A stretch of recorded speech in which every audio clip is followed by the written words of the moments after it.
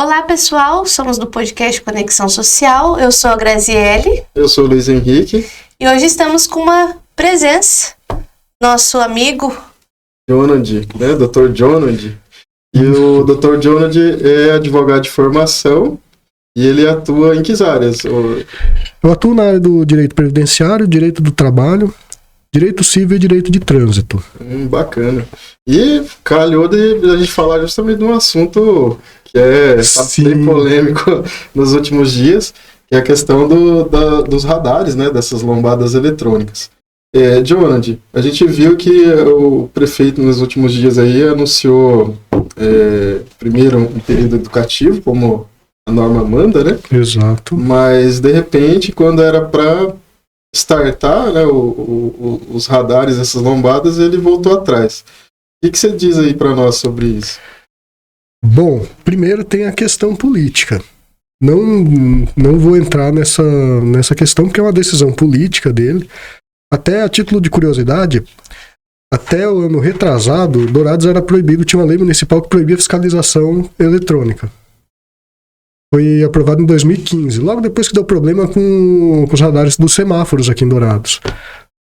Foi aprovada uma lei, tiraram todas as instalações de monitoramento de trânsito aqui de Dourados.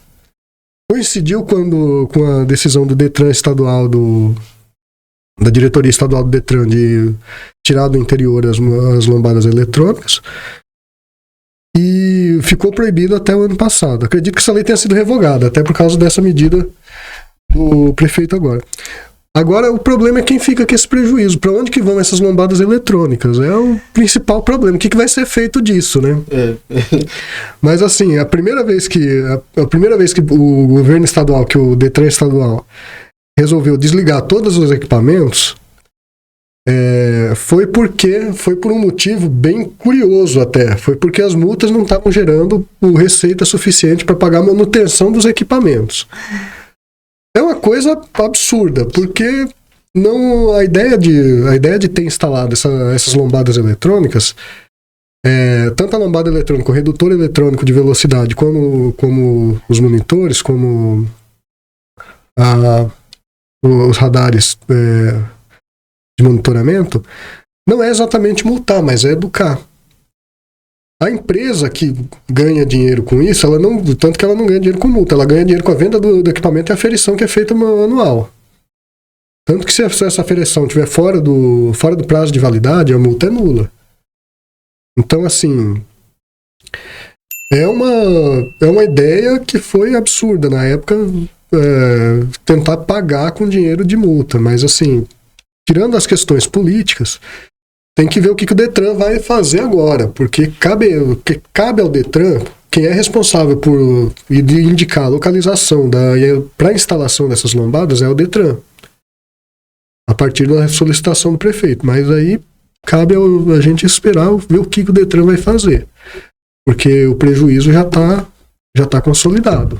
E o que eu achei interessante, não sei se você viu, Grazi, o prefeito falou o seguinte, que lá a instalação, né, a operação das lombadas e dos radares não traria prejuízo para o município, né? Sim, eu fiz. Só que daí a gente sabe que para essa empresa que é contratada para operar esses equipamentos, ela, lógico, estabelece um valor ali, né? A gente não sabe se é como no passado, como você estava falando, mas ainda que o município de Dourados não tenha prejuízo, mas o Estado vai ter, porque se for pelo Detran, o convênio, o prejuízo vai ficar, né? Exatamente. E aí a população, ela paga de uma forma ou de outra, ela acaba sofrendo prejuízo, né? É menos repasse do IPVA, né? Em outras áreas aí que poderia ser utilizado, né? Então eu vejo assim, olha, é estranho a prefeitura vir e falar dessa forma, né? Mas... Que não terá prejuízo, que não terá prejuízo, mas talvez é só uma fala política, né? Pode ser dessa forma. Possivelmente. Teria que ver certinho como que está a questão de contrato, como que foi firmado esse convênio, como que foi alinhado. Agora, assim, o que é mais estranho mesmo é voltar atrás numa decisão importante como essa, porque é uma decisão de política de segurança de trânsito. Não é uma decisão puramente política Sim. para testar a popularidade do prefeito, ou é uma coisa de segurança de trânsito. A gente tá falando de vidas que estão em risco, ou não. Porque assim, o que acontece? Para instalar a lombada eletrônica, ela não é uma escolha aleatória. É feito um estudo antes, e a partir desse estudo são avaliados os pontos onde elas vão ser instaladas. Quais são os requisitos? Tem que ter tido acidente com vítima ou com morte, ou ser lugar onde tem passagem de pedestre, fluxo de ciclista, onde tenha pessoas em situação de vulnerabilidade de trânsito. A resolução 768 do Denatran, do CONTRAN, desculpa, ela quem estabelece os requisitos para a instalação dessas lombadas eletrônicas, desses aparelhos eletrônicos. Então, assim, isso pode ser instalado tanto dentro da cidade como fora. Agora o Detran tem 40 lombadas para instalar fora da cidade, onde ele achar mais conveniente. Então, assim, as rodovias estaduais vão ficar mais vigiadas agora. É esperado, né, mano? Eu acho também que não vai passar. Vamos aguardar cenas dos próximos capítulos. É isso. Mas passando essa etapa aí, né, desse imbróglio aí político e aí da administração pública, vamos falar sobre aí a validade, né, das multas. Sim. A gente sabe que as multas para serem aplicadas, elas precisam respeitar algumas formalidades. Sim. Né? Você poderia falar para nós quais seriam essas formalidades, especialmente nessas de radares? Bom, de radar, ela tem o principal ponto da multa de radar é que ela tem que ter o número de série do aparelho e a data de fiscalização do aparelho. Se essa data de fiscalização tiver mais de 12 meses, a multa ela é nula. O aparelho ele não pode multar, não pode estar operando sem a fiscalização. Então, por isso que eu falei que a empresa ganha dinheiro com isso. A empresa que vende o radar, ela ganha dinheiro com a monitoração e a aferição desses radares que é feita anualmente. No site do CONTRAN tem um link para você avaliar. Você põe o número de série do aparelho e você consegue ver quando que ele foi testado a última vez. Quando você fala testado, é aquela aferição do Inmetro? É a aferição do Inmetro. Tá. É a aferição do Inmetro. Tanto a aferição do Inmetro como a aferição da empresa tem que ser feita anual. Primeiro que o Inmetro tem que aprovar o modelo do redutor de velocidade ou do monitor eletrônico de velocidade. Então, assim, o que mostra nesses radares, em tese, é a velocidade correta do veículo. Pode ter alguma diferença entre o que está marcado e o que aparece no mostrador do carro, por diferença de calibração do velocímetro do carro, ou por uma variação que é autorizada de até 7% do valor do limite de velocidade. Aí, assim, o que acontece, o que a gente pode... que a gente já deve ter percebido. Qualquer um que dirige, que tenha freado em algum redutor de velocidade, deve ter percebido que quando você vai passar no redutor de velocidade, geralmente o velocímetro está a velocidade um pouquinho acima da que é mostrada no painel do... Essa velocidade que você está vendo no velocímetro é uma velocidade que é o resultado... Tem um atraso entre a velocidade real do carro e a transmissão eletrônica para o seu painel. Lá no velocímetro do redutor de velocidade, no visor do redutor, está a velocidade real que foi aferida naquele momento. Então, assim, essa velocidade que aparece lá naquele redutor, ela tem uma margem de erro de 7%. Esse 7% é sempre arredondado para baixo. Então, assim, se você passar até 7% acima da velocidade, você não vai ter multa. Não é bom brincar, mas dá para passar até 7% acima da velocidade. Mais do que isso, já tem a multa que é grave, por excesso de velocidade que é grave, que é de 0 até 20% de velocidade, acima do limite de velocidade. Acima de 20% já é infração gravíssima. E aí é 7 pontos na carteira, quase R$200 de multa. E acima de 50%, essa multa multiplica por 3, já vai pagar R$800 de multa praticamente. E pode perder a carteira, vai passar perder não, vai ter uma suspensão do direito de dirigir por até 12 meses, de 3 a 12 meses.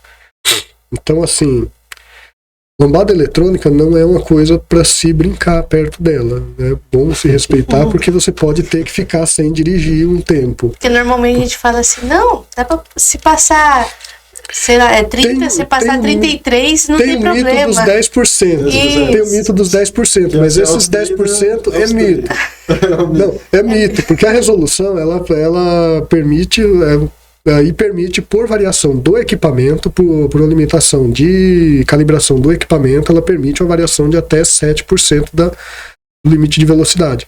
Mas isso não é bom contar com isso também, porque é uma variação pode dar ruim, né? Pode dar problema.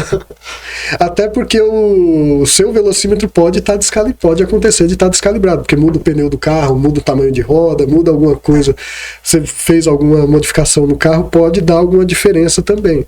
Isso é importante para quem gosta de modificar o carro. Quero pôr uma roda maior, vou trocar o pneu, o caminhonete usa um pneu diferente, pneu com uma rodagem maior. Muitas vezes isso afeta também o valor da velocidade que é mostrada dentro do velocímetro. Mas eu corro risco de tomar multa por isso? Não, a velocidade no caso, a alteração, ela vai ser pequena, não vai ser tão sensível, mas é bom estar consciente de que isso pode acontecer, de que pode ter alguma diferencinha. Até porque, assim, todo o equipamento dentro do carro, todo o equipamento ele é programado, ele é projetado para girar com um tipo específico de roda, com tamanho específico de roda e com uma medida específica de pneu. Quando você altera isso, você altera a velocidade real do seu carro, você altera a velocidade real de trânsito do carro. Que para efeito de aferição de velocidade numa lombada eletrônica, num redutor de velocidade ou num monitor de velocidade, num radar, pode ter diferença sim, você pode acabar tendo uma surpresa nesse caso. Por alterar aí o velocímetro, né? Outra coisa que eu achei interessante, você falou de mudar as características aí, tá na moda aqueles pneus mais borrachudos, né? Não sei. BF. Isso. Né? A PRF andou multando uma galera aí por geralmente essas caminhonetes, né? Por uso desses pneus, porque ele foge do padrão do original, né? Foge do padrão do fabricante. Mas eu acho também porque o pessoal das caminhonetes, eles, além de colocar os pneus, eles erguem a caminhonete para não tem a alteração do veículo, a alteração das características originais. Nesses casos do PRF eu não vi, mas assim, o que pode acontecer? O conjunto roda-pneu ele pode ser alterado, desde que ele não ultrapasse o limite da medida original. Isso vai estar no manual do carro. No caso, eu posso pôr uma roda com aro maior do que o que saiu de fábrica no meu carro, desde que ele não ultrapasse a medida a medida da roda original junto com o pneu original. Então, assim, se eu tenho um carro que tem a roda aro 17, o conjunto total dele, roda aro 17, com pneu, dá 21 polegadas, eu não posso pôr uma roda maior que com o pneu vá passar de 21 polegadas. Então, assim, eu tenho que ter esse limite, tenho que respeitar esse limite. O que acontece? Com esses pneus de uso... Porque ele é um pneu de uso especial. Que é um pneu para uso da neve, barro. Então é um pneu de uso especial. Ele já tem uma medida especial. Então, só de você instalar esse pneu na roda original, você vai ter alterado o limite roda-pneu, do jogo roda-pneu. Aí, o que acontece? Por estética, isso aí pode ser regularizado no Detran, sem problema. Você pede a guia de regularização antes de começar a andar, de preferência, para não ser multado. Você pode dar entrada no pedido de alteração das características no Detran. Esse processo é relativamente simples, mas é um pouco demorado. A caminhonete vai passar por uma vistoria do Inmetro para fazer a aprovação do que for alterado. Uhum. E aí, sendo aprovado no Inmetro, vai ser registrado no documento do veículo que tem a alteração dessa característica original. Isso pode ser feito com suspensão, pode ser feito com motor, pode ser feito com todas as características do carro praticamente. Mas tem que ser feito esse procedimento. Vai no Detran, pede autorização para modificação, o Detran vai autorizar, você modifica, leva no Inmetro, o Inmetro faz a vistoria, autoriza o registro, você volta no Detran e a verba na documentação do veículo. Ótimo, você vai ter um carro regularzinho, bonitinho para você andar. Aí, o que acontece? Porque provavelmente é o que a PRF estava cobrando. É que hoje em dia, além dessas características do conjunto de roda, pneu, dos alargadores, que era bastante comum, né? Na época eu lembro que eu tinha carro com alargador de roda. Cara, era uma coisa horrorosa. Né? Era muito legal. Fora que é ruim para você pôr o pneu. Você tinha que usar um parafuso enorme. E até acertar o buraco da roda e do alargador da roda era uma mão de obra. Mas assim, além dessas alterações da característica da roda, do conjunto roda-pneu, é muito comum a utilização de calço na mola. No caso, assim, é posto um pedaço de borracha, de metal, de um suporte para deixar a mola, o jogo de molas um pouco mais alto, e calço de cabine. Caso a parte física da cabine, posta um pedaço de borracha, de madeira, de metal, um pouco mais alto para deixar a cabine e a carroceria da caminhonete um pouco mais altos também. Então, assim, provavelmente a PRF estava cuidando mais disso, porque isso aí é uma alteração de característica que pode influenciar de forma grave na segurança do veículo. Seria o mesmo caso, então, dos carros rebaixados também. Também. Porque O carro eles rebaixado modifica a suspensão do carro praticamente toda, modifica a geometria da suspensão do carro, pode comprometer a segurança.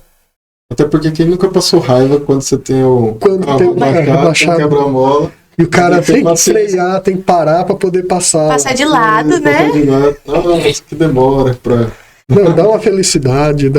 Se os carros normais de vez em quando pegam embaixo, imagina um carro rebaixado. Você já viu o carro encavalar no quebra-mola? Já. Quando encavala no quebra-mola é que é legal, cara. Fica o cara parado lá, patinando, sem saber o que fazer. Aí desce todo mundo que tava dentro pra tentar empurrar. É uma beleza. Mas é a mesma situação do carro rebaixado. Tanto as caminhonetes como os carros rebaixados, eles têm essa questão da alteração da característica original do veículo. E pode ser regularizado pelo Detran. Assim, por que não se faz? Primeiro porque pouca gente tem conhecimento. É um processo burocrático, demorado e não é barato. E você vai gastar aí, só de guias do Detran, chega perto dos R$1.000. Parece que é R$800 a vistoria, mas sai mais 800 e cacetada, eu sei que não é barato. Tem algumas guias, e além das vistorias do Inmetro, que são um pouquinho mais caras do que a vistoria normal do carro. Então, assim, é um negócio caro, que você vai ter uma dorzinha de cabeça, aí você vai... Se você quiser andar dentro da lei, você vai ter que ficar uns dias sem carro, vai ter que esperar o Detran aprovar, vai ter que esperar o procedimento administrativo para poder voltar a ter seu carro. E assim, muita gente nem sabe que dá para fazer isso. Então, por isso que é muito comum, nesse caso, a polícia parar e exigir que o carro fique apreendido raro, né? e tal. Acho que uma vez ou outra que eles param, só quando eles querem mesmo. Porque a gente vê aqui em Dourados, tem muita caminhonete erguida, muita caminhonete assim, com os pneus a medida administrativa para esse tipo de coisa não é apreensão do veículo, é retenção para regularização. É que nem moto com escapamento alterado. Se o guarda prender uma moto na Blitz com escapamento alterado e você conseguir ir em casa a tempo, buscar o escapamento original e trazer para pôr, dá pra fazer. Você pode trocar essa moto e vai embora. Dá pra fazer. Eles vão querer pegar seu turbal pra poder esmagar depois, mas assim, se você... Porque é retenção para regularização. O que acontece com a retenção para regularização? A retenção para regularização, o veículo vai ficar parado aqui. Tem como consertar aqui? Tem. Então você tem a chance de consertar aqui. Você consertou, o agente de trânsito certificou na multa, você vai levar a multa porque você estava com o veículo com as características originais alteradas, mas você vai para casa com o seu carro. Não deu para alterar aqui. Esse veículo vai ser levado para o pátio do Detran e você só vai tirar de lá para regularizar. Você não vai poder sair rodando com ele do Detran. Você vai ter que pagar o guincho para tirar de lá e levar para a oficina para regularizar. Ah, mas não quero regularizar. Cara, você vai tomar uma multa de novo quando o Detran te ver. Não, mas dá para fazer? Dá. Você pode tirar o veículo de lá do Detran, levar para regularizar em outro lugar, sem problema, tal. Só que você vai ter que levar lá de novo para poder fazer a vistoria. Se não fizer isso, vai tomar outra multa. Vai tomar multa mesmo e vai tomar até aprender, né? Vai tomar até aprender, até cansar. Ô, Jonathan, a pessoa foi multada, então, imaginei nesse cenário, o que ela pode fazer? Qual que é as formalidades aí que o órgão de trânsito, o agente de trânsito tem que seguir para essa multa ter uma validade? Bom, a multa ela tem uma série de requisitos de identificação do agente de trânsito, do condutor e da infração. A infração até a gente tinha conversado outro dia, né, Luiz, a respeito da descrição da infração. No auto da infração, geralmente vem só a capitulação legal lá, o que está escrito na lei. Transitar acima da velocidade em até 20%, infração gravíssima, tal. Isso aí é discutível em juízo a validade desse tipo de anotação. Mas para a administração pública, só a capitulação da lei já é válida e você já vai ter que pagar a multa. O que acontece? Na aplicação das penalidades de trânsito, a gente tem duas fases. Tem a fase de autuação, que é o ato de cientificar o condutor de que ele está de que ele cometeu a infração e oportunizar para ele a defesa. E o ato da penalidade em si, que é cobrar a multa, ou a medida administrativa adequada que vai ser objeto do prosseguimento do processo administrativo. Nessa autuação, você tem o prazo para você indicar o condutor, caso não tenha sido você que foi o motorista. E justificar, no caso, se foi você o motorista, você vai ter que justificar por que essa autuação é inválida. Se passou os 30 dias. Porque assim, entre a data da infração e a notificação, tem que ter no máximo 30 dias, porque senão a multa, ela decai. O que é a decadência? O que é esse decair? A administração não pode mais multar. Se eu for multado hoje é dia 4. 4. Hoje é dia 4. O Detran tem até o dia 4 de setembro para expedir a notificação. Aí essa data é a expedição da notificação de lá. Aí quando chegar em mim é outra. Ele expediu dentro desse prazo, a multa eu vou ter que me defender. Me defendi, dizendo que não fui eu que cometi a multa, ou então que a infração não foi aquela, ou que por outro motivo o veículo não estava na cidade, porque assim, é importante dizer o veículo não estava na cidade, estava em outro lugar, não cometeu a multa, porque a infração ela é vinculada à placa do veículo. Então assim, não adianta eu conseguir provar pro agente de trânsito que eu, motorista, John, estava em outro lugar. Eu tenho que conseguir provar que o veículo estava em outro lugar também. O que interessa é o carro, né? O que interessa é o carro. Onde você estava. Não, porque assim, até porque assim, o carro pode estar sendo dirigido por outra pessoa. Sim. E se ele estava sendo dirigido por outra pessoa, é responsabilidade minha, como proprietário do carro, indicar para o Detran quem estava dirigindo. Para o Detran tomar as medidas cabíveis contra essa pessoa. Feito isso, o Detran, feito essa defesa da autuação, ou não feita essa defesa da autuação, vem a fase da penalidade, que é a fase da aplicação da multa em si. A multa, ela até um certo valor, ela pode ser convertida em advertência. Muitas vezes o Detran faz isso de ofício. Você não vai precisar pagar, você só vai receber a pontuação e você vai receber uma advertência por escrito, uma cartinha lá dizendo que você está advertido porque você cometeu uma infração de trânsito. Isso aí pode ser feito até 2 vezes no ano. Então, assim, é bom não brincar. E o limite de infração até a infração grave. Infração gravíssima não tem advertência, é multa mesmo e, dependendo da situação, cassação de carteira. A partir do momento que eu paguei a multa, aí começa a última fase da penalidade. Se essa multa que eu paguei, porque tem um limite de pontuação na carteira. Limite de pontuação é 20 pontos se eu tiver até 2 infrações gravíssimas nos últimos 12 meses, 30 pontos se eu tiver uma infração gravíssima ou 40 pontos se eu não tiver infração gravíssima. Então, assim, todas as multas que eu tomei foram de infrações leve, média e até grave. Então, eu posso gastar 40 pontos de habilitação. Uhum. Se eu tomei uma multa gravíssima, eu tenho 30 pontos. Muito ponto, né? É muito ponto. Pro cara conseguir... Acho que tem como. Não, tem, mas assim, é muito ponto.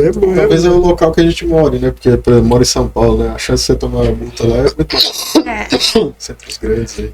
Ou pessoas que viajam assim, muito também, né? Pelo menos, vamos por aí, porque infração gravíssima é 7 pontos.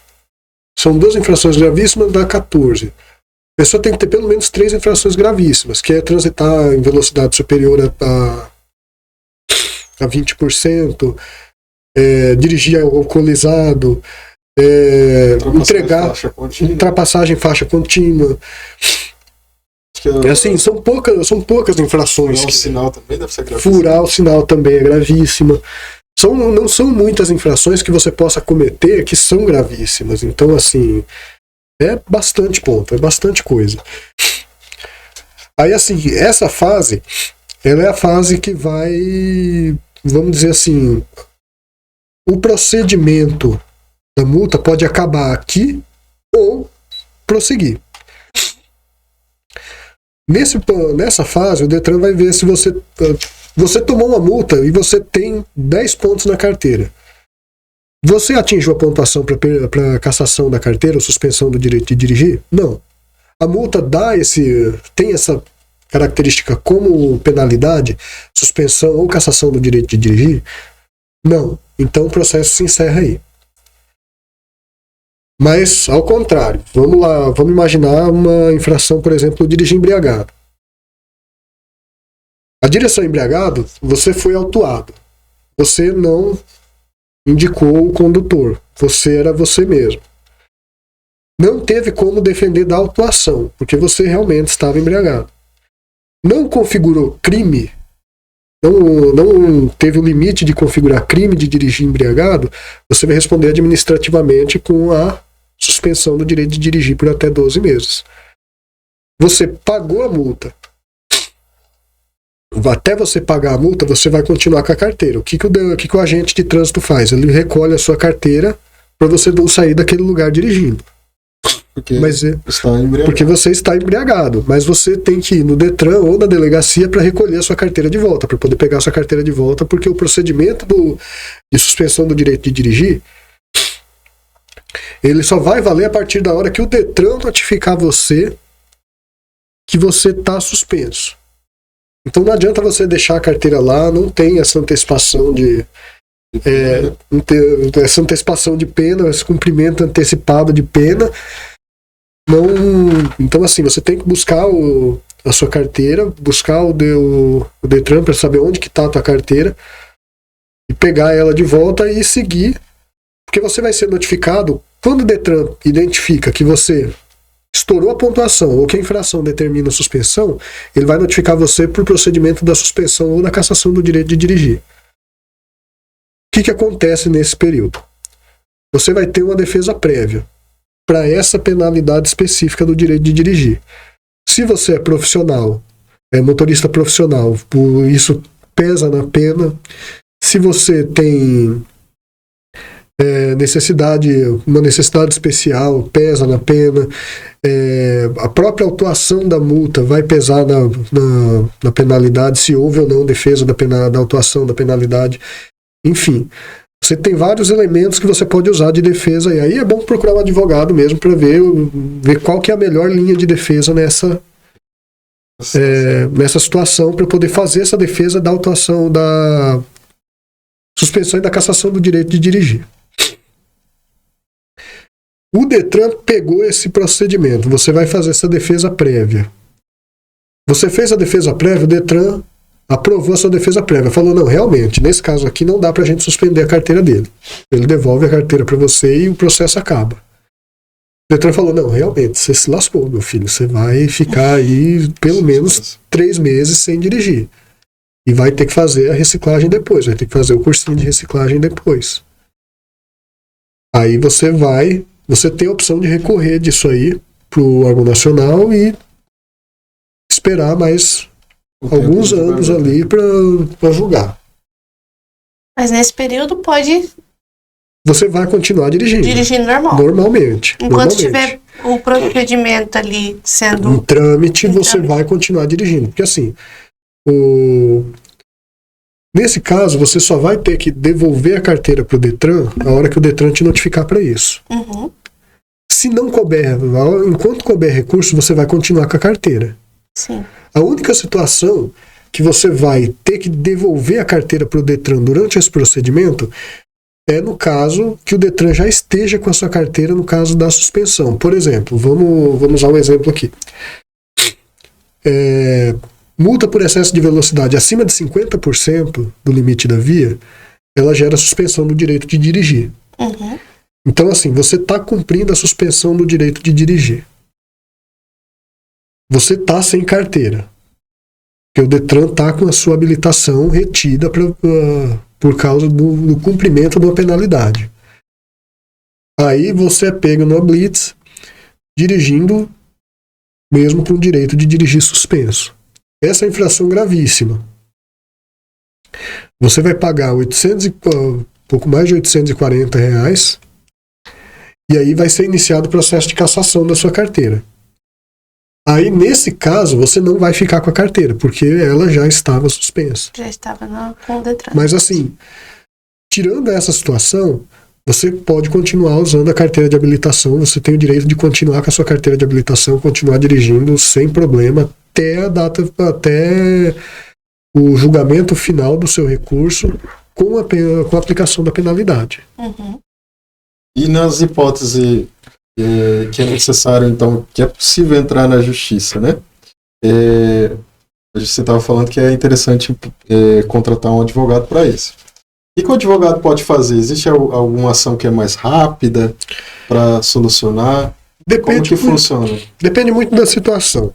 Para alguns casos de motorista profissional, aí motorista de profissional é um motorista que tem averbado na carteira dele que ele é motorista, que ele exerce atividade remunerada dirigindo. Que é o exemplo de taxista, motorista caminhoneiro, motorista de carga perigosa, tratorista e etc. Gente que precisa da habilitação. Dá para entrar, no caso, dependendo da situação, com mandado de segurança, que é bem mais rápido. Se não, tem que entrar com a ação pedindo a nulidade do ato administrativo. Essa é uma ação ordinária que é um pouco mais demorada. É competência do juizado especial, mas mesmo assim, o juizado especial ele é mais rápido, mas não é tão mais rápido assim. Então, assim, o mandado de segurança já é na justiça comum. É uma questão técnica que é para advogado que estiver vendo, que estiver acompanhando o podcast. Não pode esquecer de se inscrever lá, né, se estiver vendo. Exatamente. Para advogado que estiver observando, assim, o mandado de segurança ele tem que ser sempre na justiça comum. E é sempre contra o Detran, que é o departamento que é responsável pela aplicação da penalidade. Da mesma forma que a ação de anulação de ato administrativa vai ser contra o Detran, que pode ser feita tanto na justiça comum como no juizado especial, dependendo do valor da causa. Então, assim, o rito do mandado de segurança ele é mais rápido, ele é bem mais rápido do que a ação de anulação do ato administrativo. Mas assim, mesmo assim, pode passar aí de uns bons 2 anos, 3 anos para chegar na decisão final. E a solução que eu tô tendo aqui agora. Mas tá com frio? Não. Agora, a ação ordinária, no caso a ação no juizado especial, ela leva aí em torno de 2 anos e meio a 3 anos também. A diferença de tempo é bem curta. O que vai mandar aí no caso é o advogado ver se tem condição porque o mandado de segurança tem alguns requisitos específicos para poder ser impetrado. E a ação ordinária, ela, apesar de ter os requisitos específicos para ser impetrada também, ela é bem mais flexível do que o mandado de segurança. Como que está no nosso tribunal, é dificílimo anular infração, anular essas penalidades de trânsito, a menos que seja por coisa assim, de compra de... No caso, você vendeu o carro e a pessoa não transferiu. Você conseguiu provar que você vendeu o carro e que a pessoa não transferiu? Ótimo. Você consegue se livrar das penalidades das multas e da penalidade de suspensão ou cassação do direito de dirigir. Se você não conseguir provar isso, já fica mais difícil, já fica bem mais complicado. Mas a justiça não está exigindo que se comprove por meio de contrato, alguma coisa. Está exigindo dessa forma, né? Olha, ela exige a comprovação, não necessariamente de contrato, mas ela exige a comprovação da transferência do veículo. De ter passado o veículo para outra pessoa. Exatamente, ela exige essa comprovação. Mesmo que a pessoa não tenha feito contratinho, nada... Mesmo que a pessoa não tenha feito um contrato, ela... por meio de testemunha dá. Assim, o que tem que acontecer? Ela tem que provar por meio de testemunha e tem que pôr obrigatoriamente a pessoa que comprou o carro no polo passivo. Uhum. Pelo seguinte, os juízes aqui eles estão indeferindo quando a gente entra com ação só contra o Detran. Eles falam que não tem prova e a lei estabelece que o proprietário do veículo é responsável solidário pelo pagamento das infrações de trânsito, mesmo em caso de venda não comunicada ao Detran. Aí, assim, fica a dica. Quem comprar carros, quem vender um carro, já providencia a assinatura no recibo. Porque, assim, gente, vamos ser práticos. Tem outras maneiras de você receber. Se você vender esse carro, o cara repassar esse carro para outra pessoa, que vai repassar para outra pessoa, que vai repassar para outra pessoa, você vai ficar com o recibo na mão e o carro no seu nome rodando e tomando multa e com documento atrasado e PVA vencendo e pau quebrando. O problema vira uma bola de neve. Vira uma bola de neve. Além do não recebimento, o problema pode ser agravado. Além de você de você ter o calote da venda do carro, você ainda vai ter o calote de mais uma porrada de débito do veículo que vai continuar no seu nome. Então, assim, não precisa ter medo de não receber. Isso aí, preencha o recibo, faz um contratinho, vai no... E eu recomendo que vá no advogado, mas o advogado vai cobrar um pouco mais caro. Mas vai no contador, faz à mão mesmo um recibo, um contrato que você está vendendo, mas preencha algum documento, alguma coisa que você está vendendo esse veículo, que esse veículo é seu. Até se você estiver comprando, para você ter uma segurança para dizer que esse veículo é seu. Porque, assim, o que já aconteceu? O que eu já vi cliente chateado fazendo? Larga o carro no fundo do quintal, vira galinheiro lá porque o dono do carro morreu. Uhum. E aí teria que abrir o inventário do dono do carro para poder conseguir fazer uma transferência. Justamente porque não tem nada documentado que vendeu. E justamente porque, assim, apesar de não ter nada documentado que vendeu, eu consigo provar que o carro é meu porque ele está comigo, eu estou pagando, eu tenho como provar. Mas, assim, o fato de eu ter que abrir um inventário, pagar a custa judicial, pagar ITCD, pagar ITCD não, porque vai depender... O valor é simbólico, às vezes. O ITCD o Estado está com a isenção bem... Está bem grande. Uhum. Está bem grande, parece que 6 mil o valor da isenção. Para bens móveis? Não? Tem mais. Dependendo da quantidade de herdeiros, 50 ou 100 mil. Não, do valor dos bens. Estou falando do valor do imposto a recolher. Sim. O valor do imposto estava anistiando. No começo desse ano saiu uma anistia bem grande de TCD. Infelizmente eu não caí nessa anistia. Cara, que eu tenho valor para recolher de TCD ainda. Mas, assim... Mas você estava falando sobre documento e tudo mais. Eu trabalhei um período no cartório, a gente indicava muitas pessoas assim, tira a cópia autenticada, porque a maioria das pessoas faz a venda, toma o recibo para você fazer lá a transferência, né? E falava assim, tira a cópia autenticada, Se passar um tempo e você vê que a pessoa não transferiu, você vai lá e faz a alegação de venda. Sim, agora... Porque tá fácil fazer alegação de venda hoje, né? No próprio site do Detran. Direto no site, você consegue fazer diretamente no site. Qual foi o período que você trabalhou no cartório? De 2015, 2014 a 2019.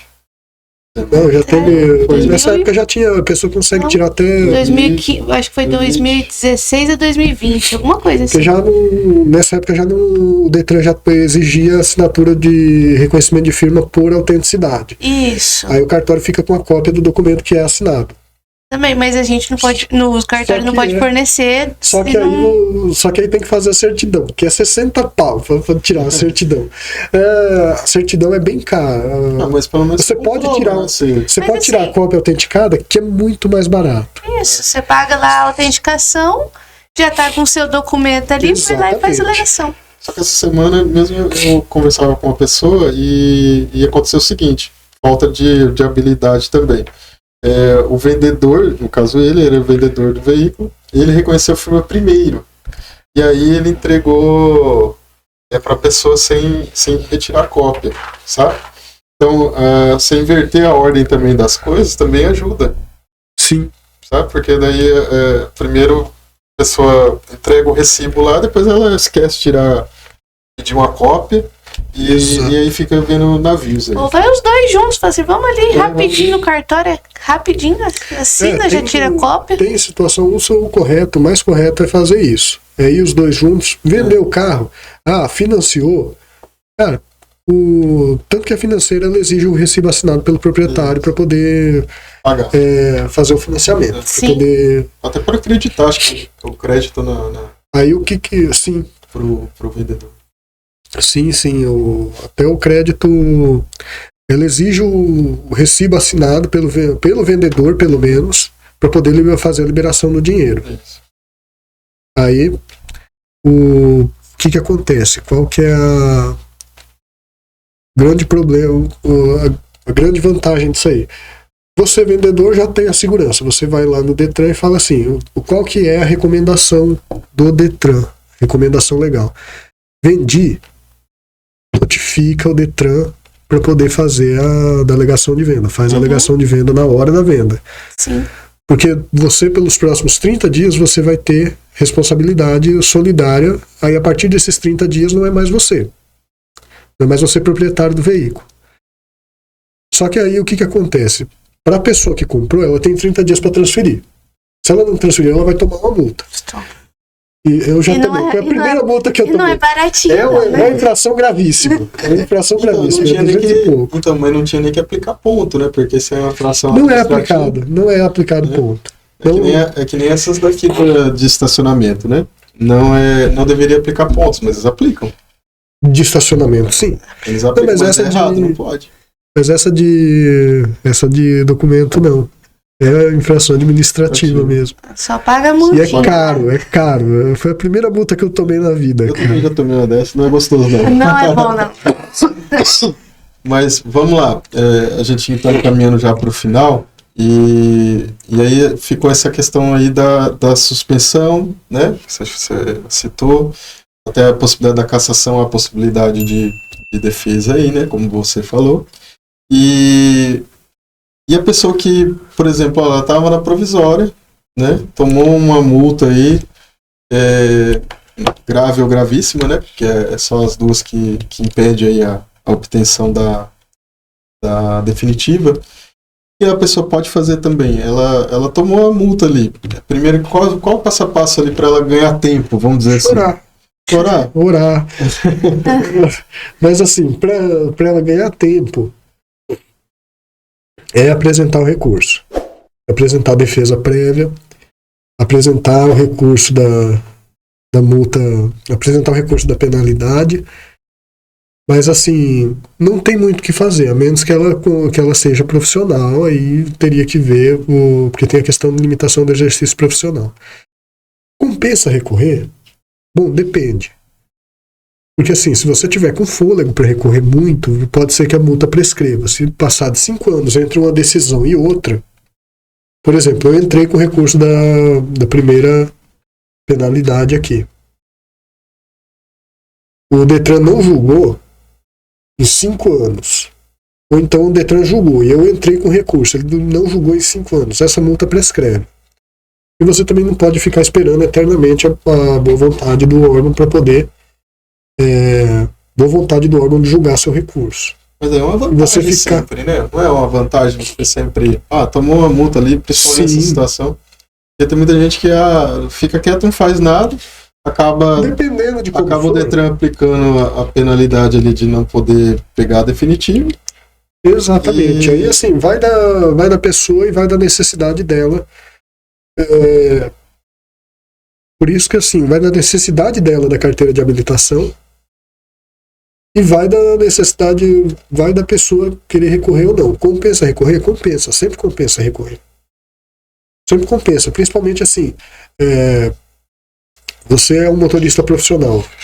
Você pode se programar para você poder parar para cumprir a penalidade, você fala assim, não, eu vou cumprir a penalidade, eu não vou recorrer a primeira vez para poder ganhar um tempo, ficar aí mais uns 6 meses até o julgamento desse recurso para poder eu me precaver para poder parar. E assim, tem um caso que é bem emblemático hoje, que é o caso dos motoristas de aplicativo.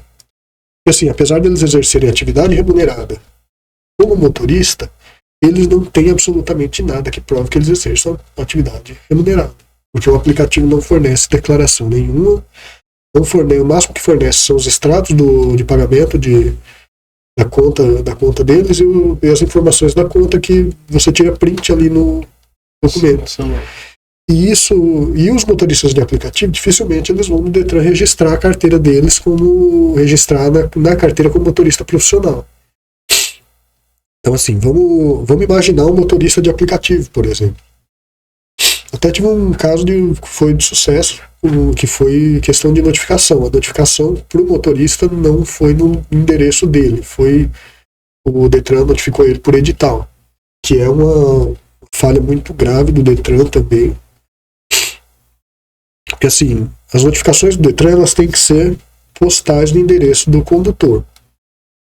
Se não achar o condutor, o Detran tem que dar um jeito de encontrar essa pessoa e notificar ela. Mas assim, o que acontece? Na prática, isso não acontece. O Detran ele pega, notifica por via postal, voltou o AR, a notificação foi devolvida. Endereço inexistente, ausente, não interessa. Qualquer motivação. Voltou a notificação, o Detran notifica por edital e vida que segue. Então essa notificação editalícia que a gente chama, essa notificação pelo edital, ela só é válida quando não foi possível, quando foi demonstrado no processo administrativo que não foi possível encontrar essa pessoa. Então assim, quando não é possível encontrar a pessoa, no caso desse cliente meu, ele estava no mesmo endereço que estava informado no Detran, ele morava no mesmo endereço há 10, 12 anos. E o Detran notificou ele por edital e a gente conseguiu anular a penalidade dele de suspensão do direito de dirigir. Na época ele estava como motorista por aplicativo também. E a gente não teve a decisão liminar favorável porque não conseguiu provar que ele era motorista de aplicativo. Essa dificuldade, então. Tem. Essa é uma dificuldade quando você trabalha, quando você está trabalhando assim com uma questão de exercício profissional. Uhum. É difícil, nesse caso aí foi difícil de comprovar documentalmente, né? Mas sim, de outra forma eu consegui provar. Então. A gente, no caso, conseguiu provar que a notificação, a decisão foi favorável porque o Detran não conseguiu provar a questão da notificação dele. Sim. Que a notificação dele foi regular. Okay. No caso, não por causa da profissão. Porque se depender só da profissão, a gente tinha dançado por causa da ausência de prova. Da ausência de prova. Então, assim, para quem exerce o trabalho profissional, compensa investir nos recursos administrativos. Até porque o processo judicial, muitas vezes, ele é mais rápido do que o processo administrativo. Principalmente quando passa da primeira instância no processo administrativo. Então, assim, compensa sempre procurar um advogado, ver se tem... Assim, aqui em Dourados, os advogados que trabalham com direito de trânsito, assim, nós somos poucos, mas somos muito bons. Então, tem um índice de sucesso muito favorável. E dos que eu conheço, são pessoas muito responsáveis também, não vendem ilusão. São dois. Tem problema falar? Não é bom fazer merchan. É porque isso da questão ética, né? Assim. Mas vamos focar assim na questão de realmente ser possível. Então é possível a pessoa questionar. É possível questionar. Ela se sentiu injustiçada, né? Vamos dizer assim. Exato. É possível questionar. Eu acho que hoje o bate-papo foi produtivo, né? bem interessante. Deu bastante dicas aí para o pessoal, né? Principalmente no sentido, olha, de que nem sempre pode aceitar o que a administração faz, né? É possível questionar quando há uma ilegalidade. Então, é possível sempre contratar um advogado aí para exercer aí, né? Buscar o seu direito, a garantia do seu direito. Exatamente. E te agradecer aí por você ter aceito o convite de vir participar do nosso podcast. E sempre estaremos aqui de portas abertas para você, tá? Muito obrigado aí. Eu que agradeço a presença, eu que agradeço a oportunidade de estar aqui. E de repente, mais adiante, a gente vai tratar de outros assuntos, outra temática, né? E ficamos por aí. Então, e pedir pro pessoal curtir o nosso podcast seguir nosso podcast no Instagram, né? Como que é o arroba lá? cs.podcast. Isso. E nós temos um canal também no TikTok. Né? A gente coloca. Tem no Spotify também ou não? Não, ainda não. A gente tá começando ainda, calma lá. A gente chega lá. A gente tem no TikTok, tá lá também como um CS, como Conexão Social Podcast. E no YouTube também. YouTube também tem. Você tem que se inscrever lá, viu? Eu já estou inscrito. Já tá inscrito? Já estou inscrito. Eu tô fiscalizando todo mundo. Tem que cobrar mesmo. Tem que cobrar. Então tá bom. Até mais, pessoal. Até mais. Tchau, tchau.